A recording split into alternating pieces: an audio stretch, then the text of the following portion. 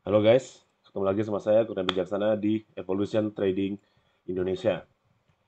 Oke, kita sudah di hari terakhir bulan September, di hari terakhir bulan di hari terakhir kuartal ketiga 2022. Dan saat ini saya mau coba bahas potensi kripto-kripto yang bisa membawa cuan ya di kuartal 4 2022 ini. Sebelum lanjut, not financial advice ya, disclaimer on. Ini analisa saya dan saya pribadi akan melakukan mungkin sedikit pembelian ya dari sini. Dan kalau mau ngikut saya tanggung jawab sendiri. Oke, kita mulai aja. Saya udah nyiapin ada 1, 2, 3, 4, 5, 6, 7 aset kripto pilihan saya. Saya akan bahas nanti jangka panjangnya gimana ya pada utamanya ya. Cuman kalau misalkan mau coba jangka pendek, ya nanti saya kasih juga lah minimal di time frame intraday ya buat ini kita buat satu quarter ya targetnya ya minimal 1 bulan ke depan bulan Oktober, November, Desember. Oke, kita akan mulai dari BTC dulu untuk melihat outlook kripto di quarter 4 ini. Nah, eh, teman-teman bisa lihat ya, kalian bisa lihat bahwa kita masih ada 1 hari lebih dikit di Bitcoin. Ini membentuk candle yang sedikit ini ya masih masih kayak agak calon doji ya. Kita masih ada 1 hari lagi. Nah, tapi kalau dilihat volumenya gede banget di sini. Nah, jadi 1 hari ke depan bakal jadi penentuan nih. Dia bakal tutup sebagai candle hijau atau enggak. Kalau tutupnya oke, bullish, berarti daerah-daerah sini akan menjadi support yang utama gitu ya. Mungkin kalau orang bilang makro support atau apalah itu namanya. Dan bisa membawa potensi ke atas lagi, reversal menuju bullish. Bullishnya sampai mana? Bullishnya menurut saya mungkin untuk ATH baru masih belum terlalu kelihatan. Tapi saya akan mencoba menggambarkan dari level-level yang ada aja dulu ya. Dari analisa saya dulu, dari sejak kapan gitu, saya selalu bilang bahwa minimal kita harus mengetes 35.000 dulu di sini ya. Saya akan coba gambar pakai ini. Nah, 35.000 di garis ini. Ini kalau misalkan bener bullish akan jadi apa namanya klasik support yang dijebol dia jadi resisten ya. Jebol terus retest dulu sebelum nanti ke bawah. Kalau ke bawah, kalau ke atas ya balik ya baru kita mulai bisa lihat bull run lagi. Tapi kalau sekarang dia bearish, di manakah level kita? Saya melihat sebenarnya potensi di sekitaran sini 13.000, mungkin bisa ya sampai 10.000 ada wick sedikit gitu di area sini. Lalu di sini kita kasih garis juga. Ini adalah ATH 2017 ya di sini ya. Ini, tapi garis ini akan saya bikin putus-putus. Nah, ini kunci penting, ini kunci penting gitu. Ini saya kasih warna sorry, ini akan saya bikin 2PX, ini juga akan saya bikin 2PX, ini sebagai zona yang penting. Oke. Lalu kita ke 1 minggunya. Nah, kita bisa lihat ini ada calon double bottom ya. Double bottom. Calon. Nih, gitu. Tapi belum, masih sangat indikasi pun belum terlalu ada. Ini masih calon aja.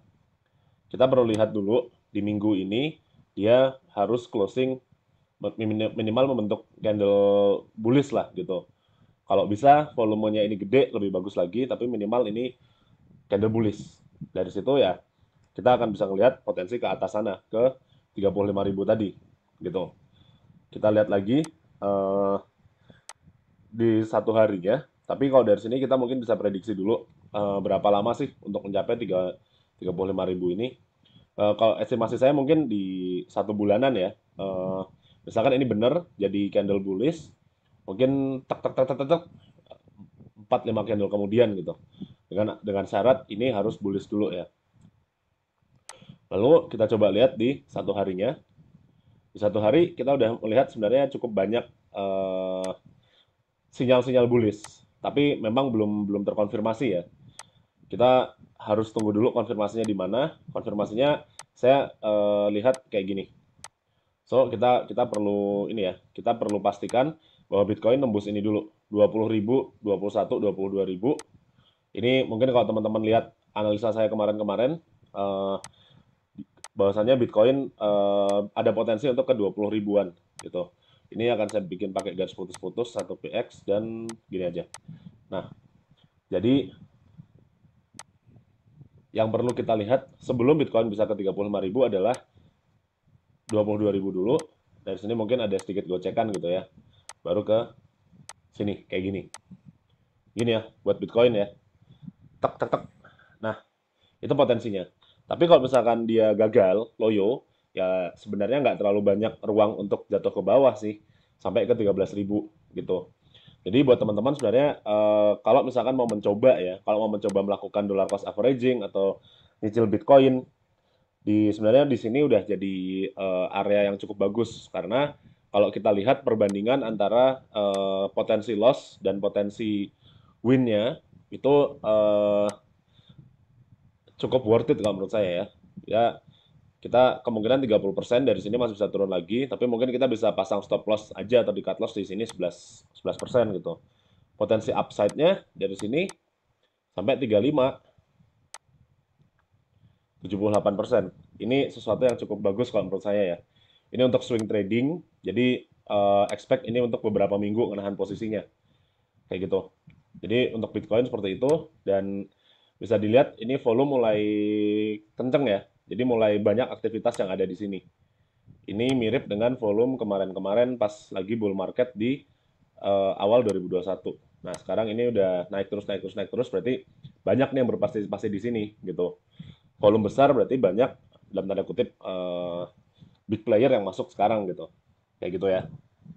Kalau kita coba, mungkin akan ada shake out yang tadi saya bilang shake out sampai ke 13 ribuan, tapi ya should not that bad lah. Minimal sampai 35 ribu itu masih bisa. Jadi mungkin kita bisa beli di sini, sebagian lagi pasang di sini, mungkin akan gini. Kalau bisa ada gini pun ya masih oke. Okay. Tapi kalau kita nurut pakai pattern yang ini, dia nanti polanya bakal gini, gitu. Kalau kita pakai pattern falling wedge yang saya gambar, mungkin saya akan gambar pakai dua ini ya, pakai dua eh, warna biar kelihatan lebih jelas. Yang pertama skenario nya gini, kayak gini ya, kurang lebih. Nah, mungkin nggak sampai Maret 2023, tapi mungkin target saya sampai akhir tahun lah minimal. Ini tanggalnya ya mungkin kayak gini ya. Ini yang pertama, ini saya kasih skenario hijau. Yang kedua, skenario merah. Mungkin dia ya loyo. Tapi kalaupun loyo, kita bakal lihat pantulannya tajam. Jadi lumayan juga gitu. Jadi strategi tradingnya adalah kalau misalkan kita mulai beli dari sini, jangan beli yang banyak, beli sebagian dulu. Karena begitu kalau naik ya udah gitu. Nanti mungkin beli lagi kalau udah lolos dari 22 ribu sini.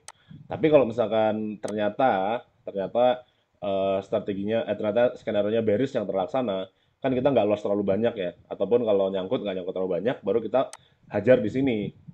Ini kalau hajar di sini mantul sampai sini doang pun kalau di averaging mungkin udah profit. Jadi strateginya kayak gitu ya buat Bitcoin di time frame satu hari nih.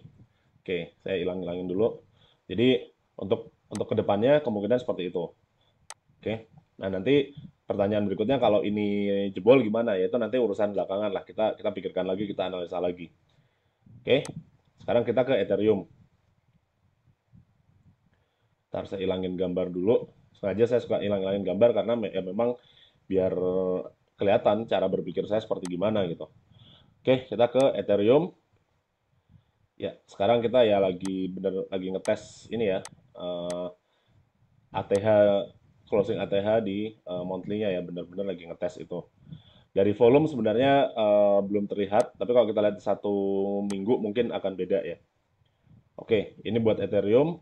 Sebenarnya ada skenario yang cukup bikin mengkhawatirkan kan. Ini ini kayak gini sebenarnya kita udah bisa bilang ini ada head and shoulders yang sudah tembus. Jadi head and shoulders ini udah terpenuhi. Skenario bullishnya ya, ini skenario bullish adalah head and shoulder udah terpenuhi dan sekarang mau bikin gerakan baru gitu.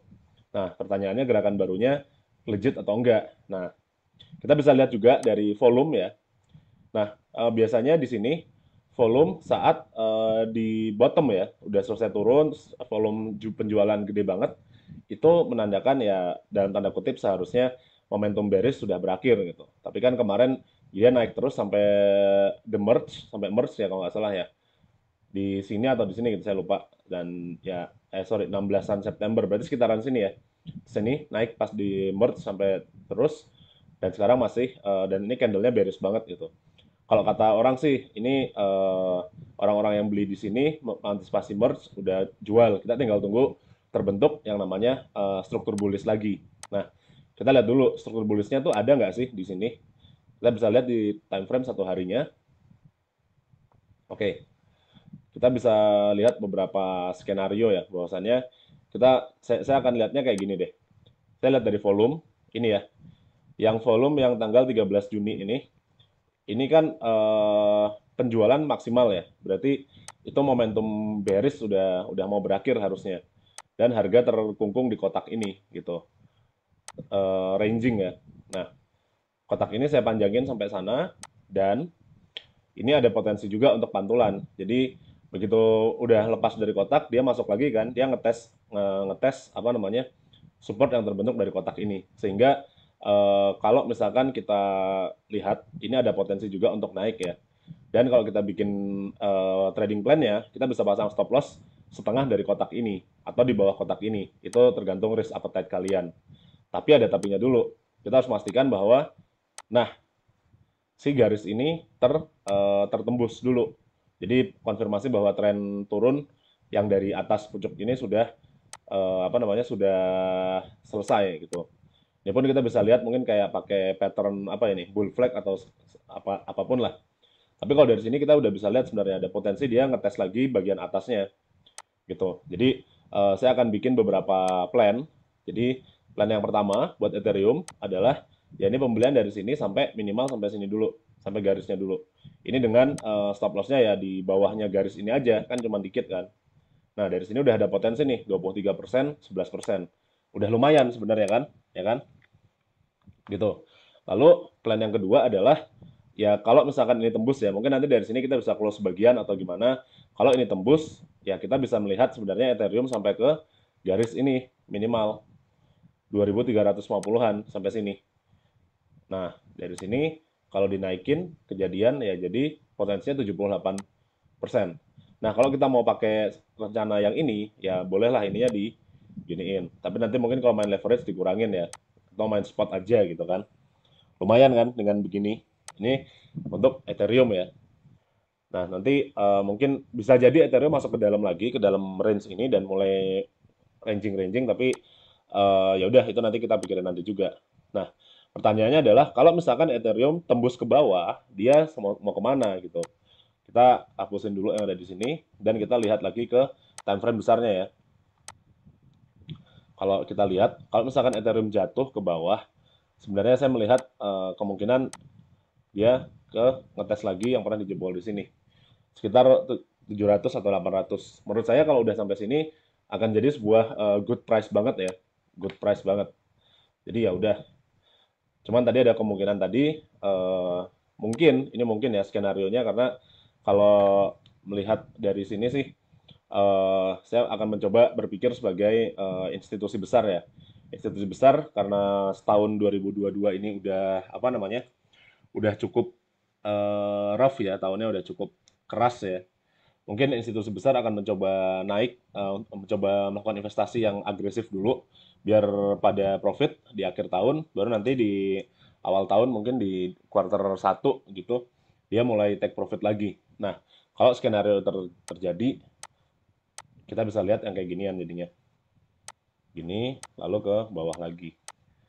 Nah, tapi yang penting di sini dulu ya. Yang ini nanti kita pikirin nanti, gitu. Oke, habis ini sekarang kita ke XRP. Sama, saya hilangin semuanya dulu. Oke, di time frame ini sorry 1 bulan dulu ya. XRP sebenarnya di 1 bulan ini cukup bagus ya kalau kita lihat. Perhatikan candlenya bullish engulfing, volumenya gede dibandingin beberapa volume ke belakang. Volumenya gede. Berarti ini ada kemungkinan ada pembeli agresif nih, ada duit gede yang masuk nih, gitu ya. Nah, Kalau gitu kita bikin dulu aja dari sini. Nanti kalau misalkan ini jebol ya udah kita biarin aja mungkin 0,1 atau sekian, tapi ya udah. Di sini ini lumayan gede nih kekuatannya. Kita lihat di 1 minggu gede banget kan di sini. Gede dan nih saya mau pakai cara yang sama untuk ngebahas XRP di yang Ethereum tadi. Kita pakai 1 hari. Lihat di sini volume besar di deket di bottom, volume jual besar. Berarti bearish momentum udah mulai berakhir dan ini di awal mula dibentuknya sebuah range ya. Gini. Range udah ke tembus dan ini lagi di retest.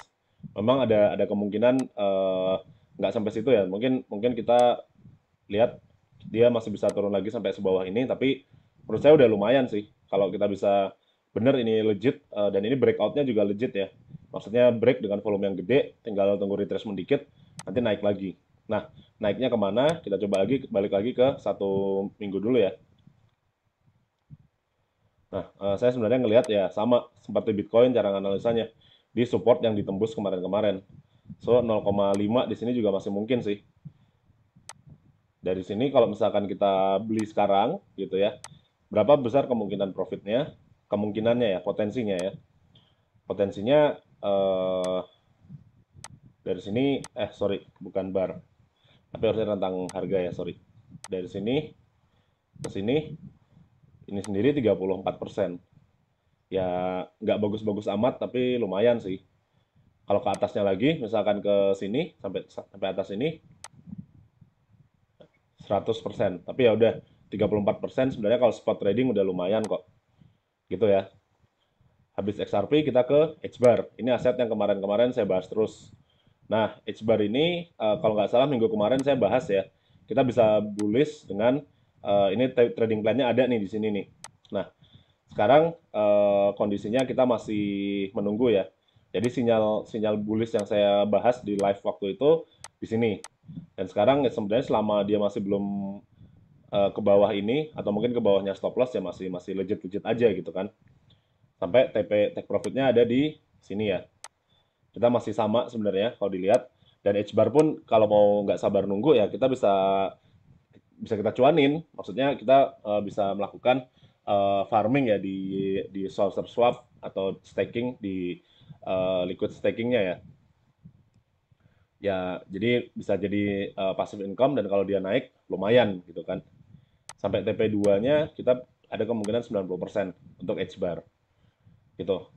Oke, lalu kita nih yang belum saya bahas adalah Riff. Ini baru nih, Riff saya kemarin sempat lihat sih, dia ada volume gede banget, sama kayak XRP ini berarti ya. Di 1 bulan ada volume gede banget, di 1 minggu pun iya kalau nggak salah. Karena kemarin saya sempat post di channel, volumenya gede banget, dan ini lebih gede daripada volume-volume sebelumnya, minimal di Binance ya. Jadi ini bisa jadi kemungkinan kita bisa lihat apa ya rally bullish yang cukup ya. Kalau ditanya sampai mana, mungkin kita coba tanda-tandain dulu di support-support yang jebol. Itu akan jadi kemungkinan potensi-potensi profitnya dari Riff ya. Cuman kalau kita lihat pakai ini, oke, dan ini trend line pun udah ke broke, ke tembus. Jadi mungkin saya lihat yang pertama di sini, yang kedua kalau karena mempertimbangkan dia volumenya gede banget, mungkin saya akan coba dia bisa sampai sini sih dari sini. Oke. Nah, ini perlu diingat, ini kita akan main swing trading ya dengan durasi beberapa minggu ya, mungkin bisa berapa bulan. Ini pun sama ya, dia udah mengalami yang namanya dalam tanda kutip habisnya momentum bearish ya. Kita bisa lihat potensinya berapa lama, berapa banyak nanti. Nah, cuman kalau beli juga hati-hati nanti. Saya akan coba bikinin trading plan-nya. Sama ya, ini kemarin ini jadi masih ranging dan dia baru keluar dari range ya. Itu ya kita bikin stop loss-nya di tengah-tengah range-nya ini aja. Jadi kalau kita pakai bikin plan, mungkin kalau belinya ceritanya kita langsung beli sekarang ya. Kalau kita beli sekarang kayak gini, plan ini mungkin sampai sini deh 31%, agak agak beresiko jadi hati-hati ya, jangan kalau main leverage hati-hati ya. Dan ke atasnya kemungkinan profit 149%. Lalu kalau ke TP2 ini 392%. Kemungkinan 4x, hampir 4x untuk potensi untuk RIF ini. Jadi cukup menarik sebenarnya. Berikutnya habis RIF, kita bisa lihat HNT. HNT sebenarnya, nah ini saya analisanya kemarin, tapi pas saya bikin apa namanya, bikin video ini kurang bagus ya dilihatnya ya.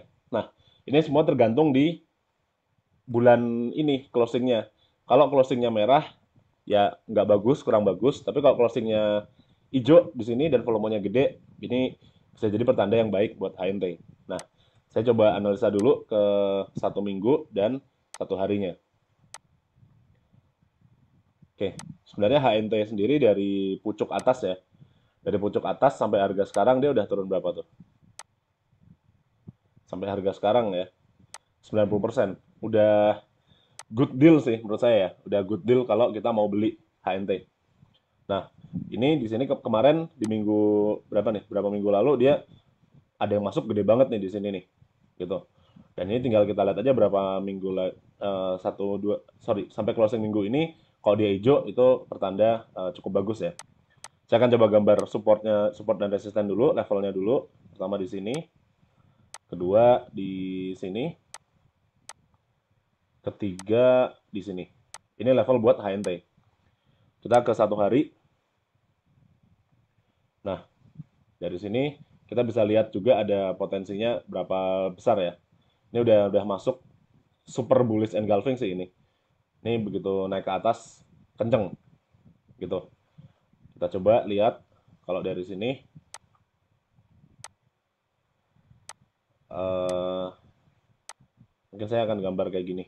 Nah, ini mirip sorry, better lebih nah, trend line-nya. Jadi ini kan ada trend line yang menjaga ya.